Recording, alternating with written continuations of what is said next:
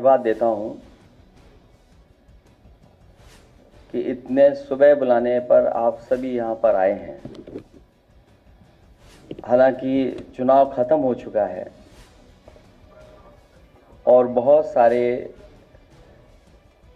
Exit poll तरह तरह की जानकारी दे रहे हैं। मैं आपके बीच में आपके माध्यम से कुछ बातें रखना चाहता हूं। मैं शुरुआत करता हूं कि जितनी ऊंचाई पर जाकर कटती है पतंग, उतना ही बड़ा होता है उसका पतन।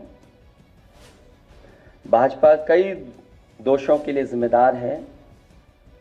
सामाजिक रूप से भाजपा ने देश में सौहार्द बिगाड़ा, व भाईचारा खत्म किया, जाति के खिलाफ जाति, संप्रदाय के खिलाफ संप्रदाय लड़वाया, संविधान द्वारा दिए गए आरक्षण को साजिशन खत्म करने के लिए बेरोजगारों से छल किया, पेपर लीक कराए, देश के लिए आगे बढ़कर लड़ने वालों की बहन बेटियों के लिए जानबूझकर अपने मंत्रियों से अपशब्द कहलवाए, महिलाओं के प्रति अपराध बढ़ाए, मणिपुर हाथरस महिला पहलवान, पिछड़े दलित अल्पसंख्यक व आदिवासियों पर अत्याचार और सबसे खराब व्यवहार किए जाने के लिए रिकॉर्ड बना।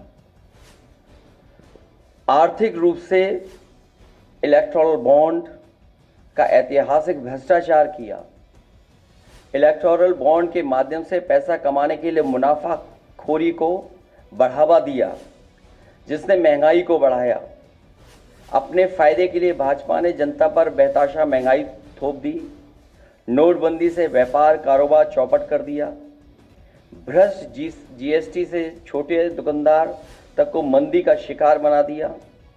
किसानों की जमीन हड़पनी चाहिए, काले कानून लाने चाहे, खाद की बोरी की चोरी की, लाभकारी मूल्य नहीं दिया, 35 सालों की सबसे बड़ी बेरोजगारी में देश को धकेला, महंगाई से गरीब को और गरीब बना दिया, अमीरों के अरबों के लोन माफ किए लेकिन किसानों के ऋण के लिए आत्महत्या के लिए मजबूर किया, ब्याज की दरें घटाकर मध्यम वर्ग की बचत को बेकार कर दिया, बैंकों में तरह तरह के चार्ज और पेनल्टी से लोगों के खाते दीमक की तरह अंदर ही अंदर खा गए, बैंक लॉकरों के नाम पर जिम्मेदारी से पल्ला झाड़ लिया, नैतिक रूप से चंदे तक का पैसा खा गए, केयर फंड के नाम के आगे पीएम के नाम का इस्तेमाल करके बाद में हिसाब देने से मना कर दिया, अपराधियों को शामिल करने, उनके कृत्यों पर पर्दा डालना, जैसे मणिपुर में अपने संगी साथियों द्वारा बेटी के साथ मानवीय व्यवहार में, बीएचयू छात्र अभद्रता कांड में, खीरी किसान हत्याकांड में, हाथरस की बेटी के बलात्कार हत्या व कानपुर देहात कांड में जहां मां बेटी को झोपड़ी में जिंदा जलाकर मार डाला। ऐसे अनगिनत उदाहरण हैं। शारीरिक रूप से देखें तो भाजपा लोगों के शरीर स्वास्थ्य से भी खिलवाड़ किया, उसके भी दोषी हैं। भाजपा ने बिना जांच परखे जानलेवा वैक्सीन लगवाई, कमीशन खाकर गलत दवाइयों को पास करके लोगों का जीवन खतरे में डाला। इसका सीधा असर जनता की सेहत पर पड़ेगा और आने वाली पीढ़ियों की तंदुरुस्ती पर भी। भाजपा पीढ़ियों पर प्रहार की दोषी भी है।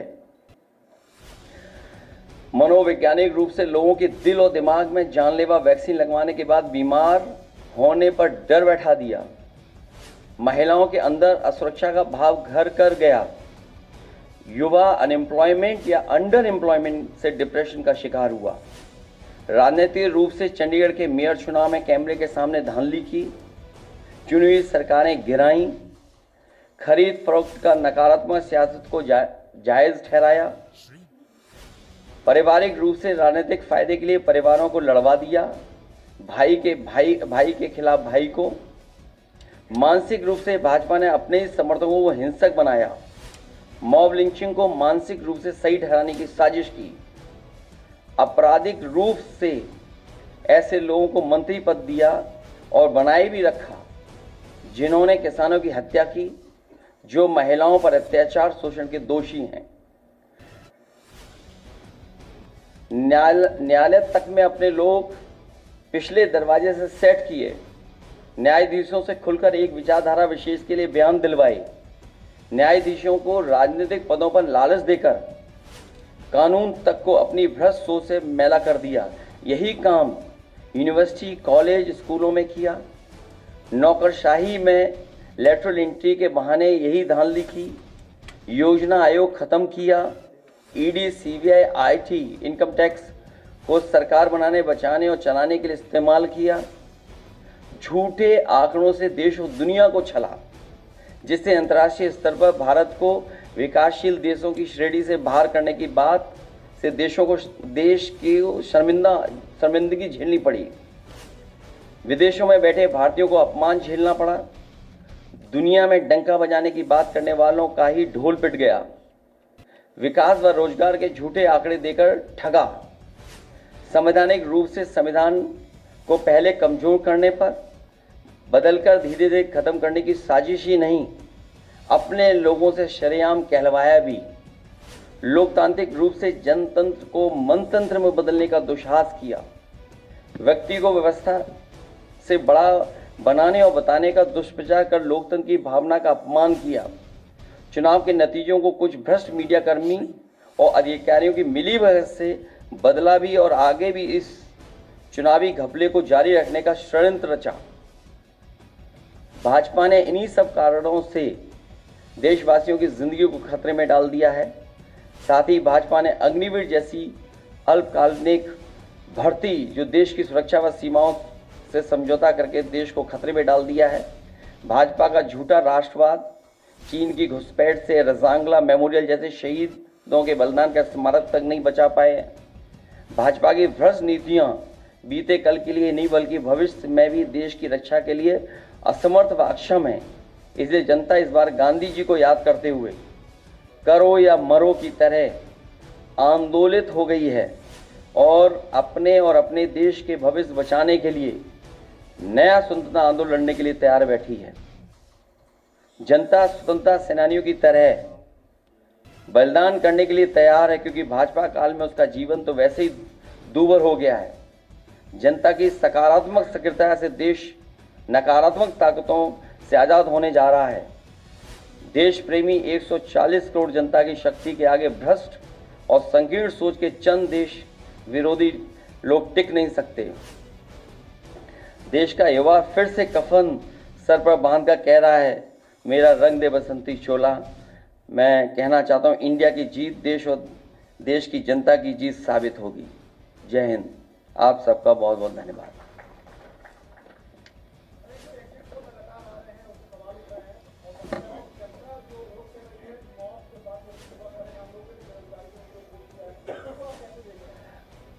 हम और आप पूरे जनता के बीच में थे पूरे चुनाव भर, और इतनी तपती हुई गर्मी में, भीषण गर्मी में लोगों ने इस लोकतंत्र को, संविधान को मजबूत बनाने के लिए मतदान किया।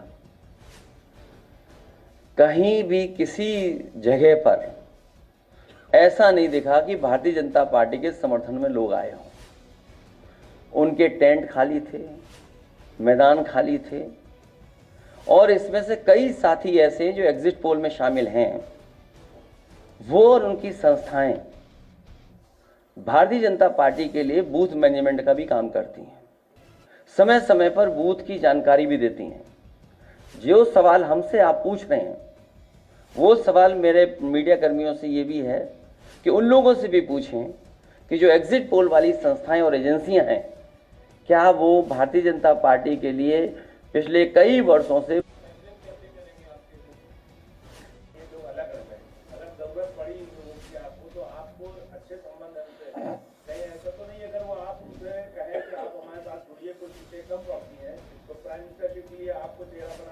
अच्छा ये बताओ, यहाँ बैठ करके मना कौन करेगा? ये बताओ। ये होने दो, अब जो होगा वो अच्छा ही होगा। सबसे पहले आपको इनवाइट किया जाएगा।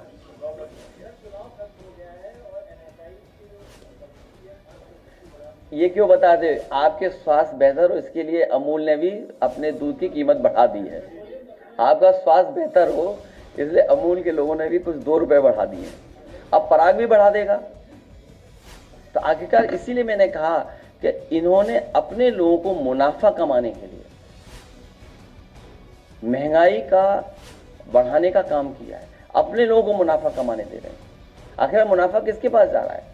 मुनाफा और महंगाई का हमने हमेशा उदाहरण दिया, याद होगा आपको, पार्ले जी बिस्किट पैकेट का, कि उन्होंने अपना मुनाफा कम नहीं होने दिया, चाहे उन्हें पैकेट का बिस्किट हटाना पड़ जाए। चुनाव खत्म हो गया, हर चीज महंगी होगी। आप बताओ, बिजली कहीं मिल रही थी? जिन फेजेस में चुनाव खत्म होता चला जाता था, बिजली कहां थी? और ये भी हो सकता है कि धीरे धीरे काउंटिंग करें और रात में बिजली गुल करें। नहीं, चुनाव के लिए बोल रहा हूं मैं कि काउंटिंग को धीमे धीमे करें और रात में बिजली गुल करेंगे। मैंने पढ़ लिया, एक कॉपी नहीं, बांट दो जल्दी कॉपी, पढ़ लें, ये भी लेट आए हैं। गमछे तो समाजवादी लग रहे हो। नहीं, एक ही बात है, अलकनंदन जी को जानते होगे आप भी, एक ही बात है। स्वामी अलकनंदन जी की अगर है गमछा तो हमारी उनकी एक ही बात है।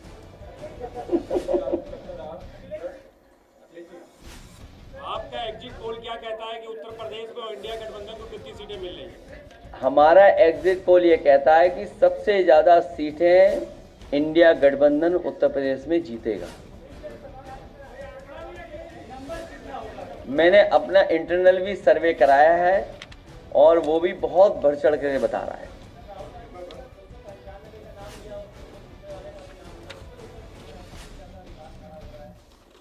इसमें क्या विवाद है? एग्जिट पोल ने अपना 400 सही करने के लिए कितनी गिनती बढ़ाई है?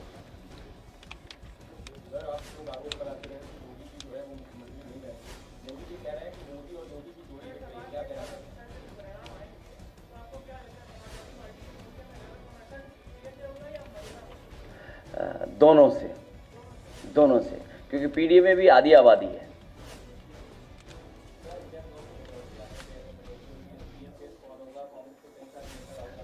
मैंने कई मौकों पर कहा, जब आप लोग फील्ड में सवाल ये पूछते थे, सवाल फेस का नहीं है, दिल और दिमाग अच्छा होना चाहिए।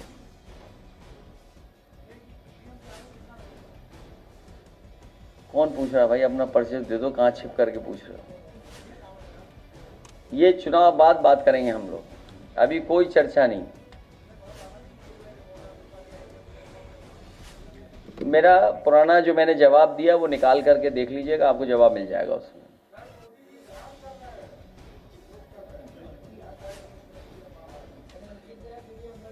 चलिए, आपका बहुत धन्यवाद।